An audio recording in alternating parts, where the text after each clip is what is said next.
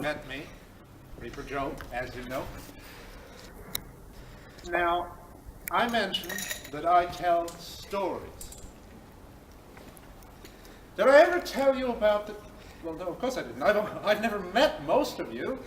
I mean, I know him. I know him. I know that one. And well, the one with the pink hair vaguely rings a bell. I'm not sure where from. So, stories.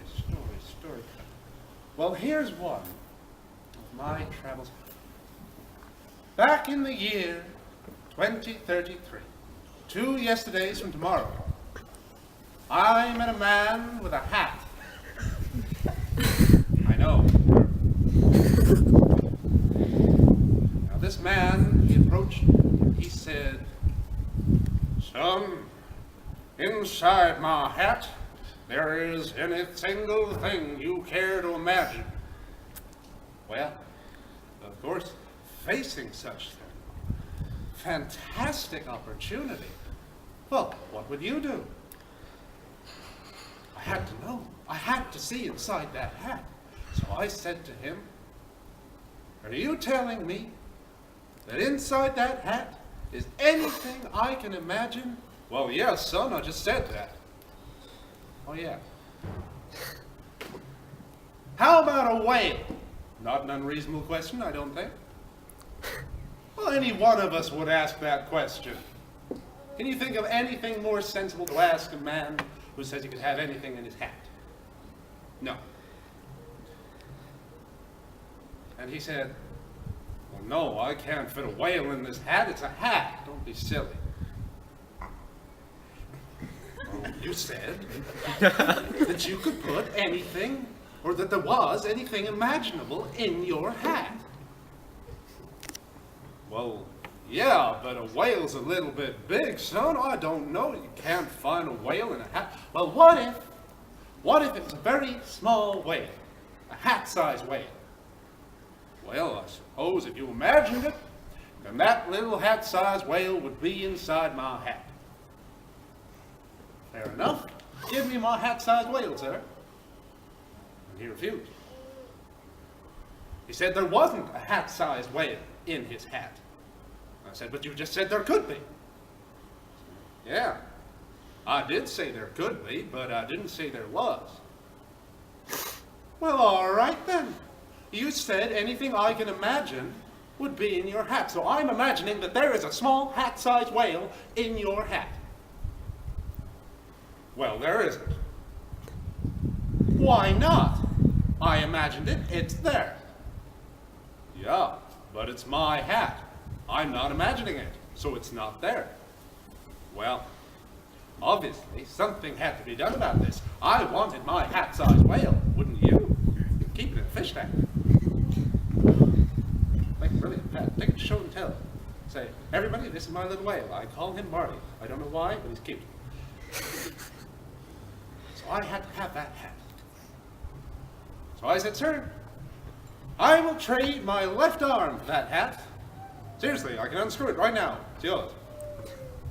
But, no, he did not want my left arm for his hat. So I said, 'I will give you all the money in my pocket.' I pulled out a handkerchief. Turns out he didn't want that either. So in the end, I pointed at the sky and I said, 'Sir, do you see that over there?' And as he turned around, I stole his hat and I ran away. So there I was. I had the hat. Finally, I turned it over and looked inside. What do you know? My small hat-sized whale wasn't there. But what I did find was dandruff. Quite a bit of dandruff. Also, I think he dyes his hair. Kind of unimpressive, really, if you think about it. So I took the hat back to the man and I said, "Look, I took your hat, and there was nothing in it except dandruff and Apparently you dye your hair. Well, yes, son, what did you imagine would be inside a hat? Fair point. Can I borrow a hat? I see plenty of them around here.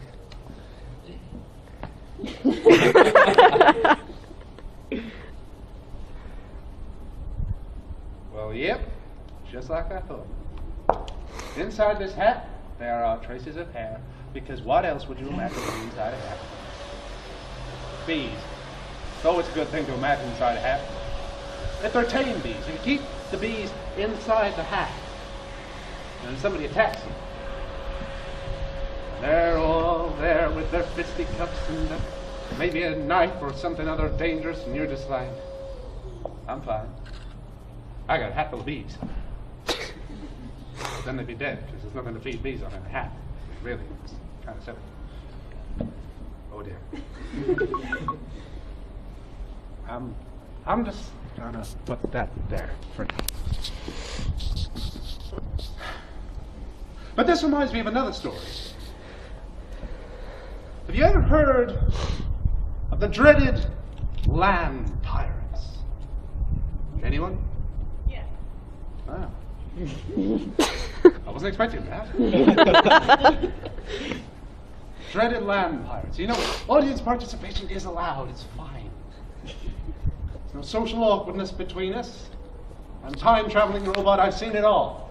So if you want to join in, if you want to heckle, you want to say something, that's fine. Go on.